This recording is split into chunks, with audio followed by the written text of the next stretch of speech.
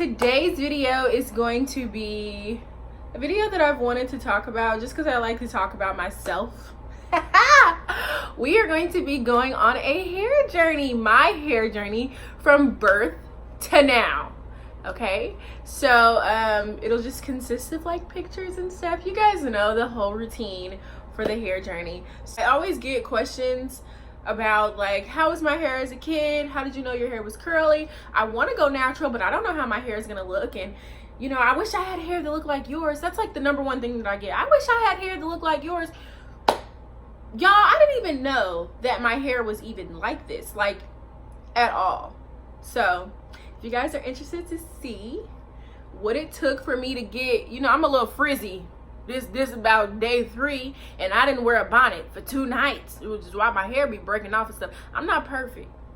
I'm just really starting to learn, but yeah, so that's why my hair's a little poofy, but whatever. Still looks good nonetheless, better than some of y'all with heat damage. Okay, so if you guys are interested, stick around. Okay, so first things first, straight out of the womb, I had normal, straight, baby looking hair. I had a Frankenstein head, but that doesn't really matter. You'll see the stages of my forehead as well. I had a Frankenstein little head covered with some straightish black hair. My mom said that my hair was so soft that it couldn't actually hold a bow.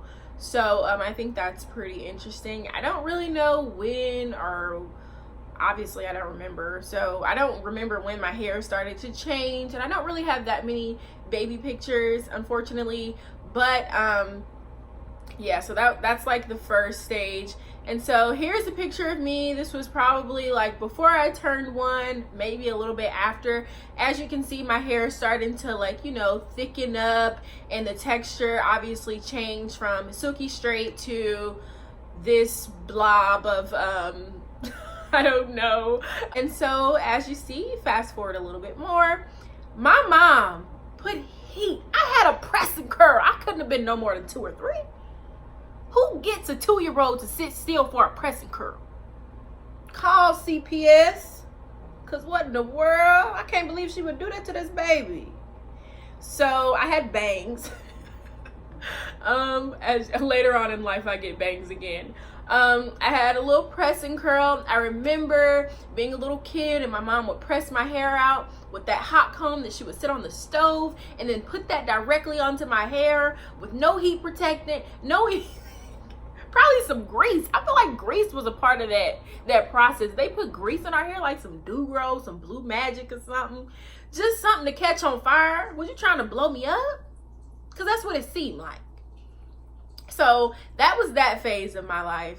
And so fast forward again.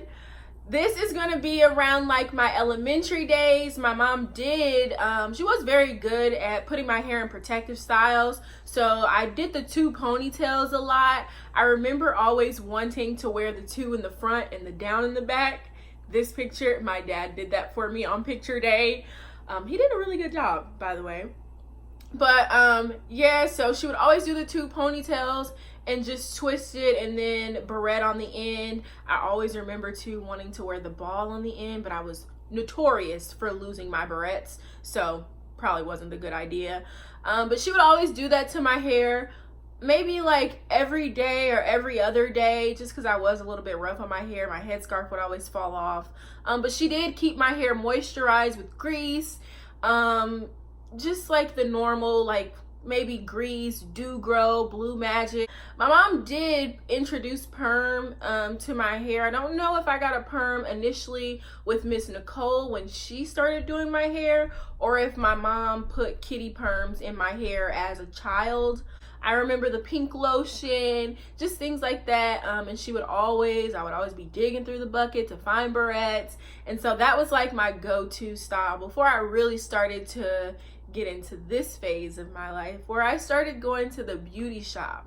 Now, I was one of the first girls in my elementary school class that was getting a press and curl, honey, every 2 weeks. Miss Nicole got me straight together. I would have the twisties in the front, and you know, little cocoa knots is what I call them. They would twist your hair and then put the knot and then some type of curls or down in the back or a ponytail. I went through that phase. I did that for years. I got my hair done by a beautician every 2 weeks, probably from like 3rd grade to the end of high school. My mom did not play about getting my hair done. I got my hair done every Saturday, every other Saturday, I mean. At some point around like elementary school, late elementary, middle school, this is like all this time period put together, because I was getting perms, I was getting braids, my mom was still doing my hair sometimes. She was putting little styles in my hair. She was doing my hair roller sets sometime for church if I didn't make it to the beauty shop. So this is all like around that time where my mom is still kind of caring for my hair, and I wasn't really like learning to do my hair yet. So let's like fast forward to like when I started caring for my hair. So once I started doing my own hair, it was very rare that I even really did it. It would be more so like I would get a roller wrap or an iron out or a roller set from Miss Nicole on a Saturday, and say I get my hair done every 2 weeks. So you go a week with the fresh hairstyle, and then maybe about Wednesday of that 2nd week, it was time to like do a half up, half down ponytail, lay the edges, just so you're not really going to school with flat roller set grandma curls. You can just do something else to it for those that Wednesday, Thursday, Friday to make it, and then Saturday get another style. So I would do that. I never put like extra heat on my hair though. Like during that time, I didn't know how to flat iron. I had never really heard of flat irons at that point, because I used to get my hair done with the stove by Miss Nicole, which she was a professional. So I didn't have like my own flat irons or my own curling irons. The only thing that we had in my house was like a hooded dryer and some rollers. So that was pretty much it. So if I wanted to restyle my hair, I would have to completely wash it, which I had no idea how to do because I was used to laying backwards and getting my hair washed. I had never washed my hair in a shower until I made it to college. That's how much I got my hair done as a kid. I got to that phase in my life. I didn't really do a lot of damage. I see that's where a lot of girls really did start to like experiment with their own hair and flat iron and curling it and wand curling it. I didn't have any of that, didn't have access to any of that. My mom was natural my whole entire life. My mom was the Afro lady. So we didn't need curling irons, flat irons, any of that, because I got my hair done and my mom went to the barbershop. So didn't experience that phase of experimental damage, never went through that. So by the time I got to college, this is when things started to go downhill, okay? Because I no longer had access to that beautician every 2 weeks, and I was so used to somebody else taking care of my hair. So I had got Senegalese twists. Those were ugly. I was a dancer and I had these big long braids and I had so much hair and it was horrible. So after I took those down, I don't really remember what I did after that. I got a sew-in my sophomore year though. I don't remember what I did the rest of the year to like keep up with my hair. I did like some iron outs that I tried to do myself, and like, but whenever I would try to iron out my hair, it didn't work good. This is like when I very first started learning how to do iron out. So I didn't know that you couldn't just put a flat iron on there and it was just gonna work. Like you had to be skilled. I eventually learned, but yeah, I used to suck. And you can see the bumps and the, whoo, child, no. So sophomore year, after being at Southern Illinois University for a year, all the girls there were from like Chicago and they had these long weaves. I'm like, okay, I want to try that. So that's what I did. I had a leave out. And this is where the damage comes into play. So, started getting weaves. I didn't understand that you would have to do your own leave out. And so eventually my leave out was breaking off and started here, and then it just started climbing, and my leave out was up to here, and it was fried, and my ends was ridiculous, and it was just a mess. And so it's like once you get into that cycle, you just keep doing it. And so that's what we all did. And then I started like learning about being natural, and YouTube was popping, and the natural hair thing started like really blowing up. So I'm like, okay, I've never actually seen what my hair looks like without a perm or without heat or without chemicals. Like, I just know, I don't know. Like, I just see this picture as a kid with straight silky hair, and then the next baby picture, and then boom, right after that I'm starting to get iron outs and pressing curls, and I don't really know how it looks. So I started to become interested. What's going on? How's my hair look? Everybody else knows how their hair looks and I don't. So I started to get interested. So I cut the perms. But really I was forced to cut the perms because I wasn't going to Miss Nicole every week, and she was my backbone of my hair journey. And so once she was gone and I was 5 hours away, there's nothing I could do, and I wasn't going to anybody. I'd rather mess up my own hair than sit in somebody else's chair and they mess it up. So I stopped the perms. And so I would go home and she would still take care of my hair sometimes, like on holidays, Thanksgiving, Christmas, spring break, and I would get iron outs and they would be really nice. Hers would always be nicer than mine, but I started to take care of my own hair.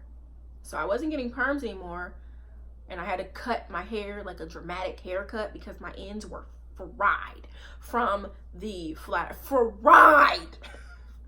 So I had to get a major haircut. My hair was like up to here and I looked like Dora. It was horrible. It was the worst experience of my life because I was so used to having my shoulder length hair, and then I had to get that haircut because it was horrible. It was so embarrassing. The iron outs were embarrassing. I couldn't even wear iron outs. I couldn't even wear a ponytail because my ends were so razzle dazzle frazzled. So I got that haircut, and then I continued to flat iron my hair as needed. So I would flat iron it, and then I told you guys, you flat iron it this day, you got a good week, and then that Wednesday or so, in that middle of that 2-week period, it started looking a little crunchy. So what you do, you start going over it. Ooh, let me fix this piece. Let me fix that piece. You wake up and your scarf got an indentation. Let me fix that piece. And you keep doing that. And then what happens? No, I'm not getting perms anymore, but I thought that at least by now I would have curly hair. I cut all the perm off, but why is my hair not curly? And why does it still look razzle dazzle frazzled and I don't get perms? Oh, I didn't realize that the flat iron was just as damaging as a relaxer. I keep calling it a perm. That's just the old school person in me. I'm sorry. But it was just like, I thought that going natural was going to be the key. I didn't realize that heat was just as damaging. And so I got pregnant. I got pregnant and I was like way too lazy to flat iron my hair. I couldn't stand up for a long period of time. I was out of breath. If I even thought about going to the bathroom and wiping myself and washing my hands would take me out. So there was no way I could flat iron my hair. So I was forced to not. And I was still at school, so there's no way I can go to the beauty shop. So that's how the no heat became a thing. So I went 9-10 months with no heat on my hair. And then I got braids. After I had my baby, I still had no energy or time to even stand in the mirror and flat iron my hair. Obviously I hadn't had any real heat or like relaxers, and this has been years at this point, since I was at SIU to Josiah was born basically. And so I started to be like, okay, well now I haven't had a perm in 3 years and I don't really flat iron my hair anymore, but it's like my ends are still straight. So should I cut them? And I could see the waves, y'all. Look at that picture. I can see the waves. I'm like, but my ends are straight. So it's like, yeah, I got all this nice, luxurious, chilly vibes on the top, but a raggedy mess on the bottom. So I'm like, I gotta cut it. I gotta cut it. And it took me some time to cut it, but I cut it. So here's the day I cut my hair. I was not feeling it. I cut my hair and I thought that instantly I was just gonna get these perfect spiral curls. Like obviously you could see the chilly vibes, but I didn't get that. So when I cut my hair, I was like, what a fucking ripoff. What a ripoff. I thought my hair was curly. And it was just kind of like, I don't know, like the girl did a good job on the actual haircut. Don't get me wrong, the shape of it was very nice, but I thought my texture was going to come out different, being as the picture that I took before I got my haircut, and you see the waves. It was seasick. You was seasick looking at that picture. And then I cut my hair 3 hours later, and I was not seasick, and I was like, what the fuck? What? That don't even add up. That plus that don't add. What happened? What happened? So I thought I was ripped off. So it took me some time to my wash and goes. When I first was doing wash and goes, they were horrible. I thought they were nice. They sucked though. I didn't really have that much definition. I feel like a lot of people cut their hair off and they think that it's just going to be perfect day one, and it's not. It does take time for your hair to train. So if you cut your hair and you don't get the results that you're wanting right away, I am proof that your hair is still going to change even after. Like after you cut your hair the first day, that is probably not what your hair is going to look like a year down the line. So a year down the line, I'm like getting super confident with my hair. I'm like, oh my God, look at these girls. I live in an apartment, so I can't scream. But I was getting like, oh my God. And now here we are today. I'm about to really start taking care of my hair. I don't really take care of it as much as I should. I wash it. I do mask every now and then. I deep condition every now and then. But like, I'm nothing like these girls like on YouTube or on Instagram that are like deep conditioning weekly with their deep conditioning cap and all their set products. And it's been like a really exciting journey. I'm excited to see how much my hair is going to grow in another year. So this is how long it is now. It's past that point of where like up here my hair would stop growing. So I'm glad to know that my hair actually does go past that point. It's growing, it's doing its thing.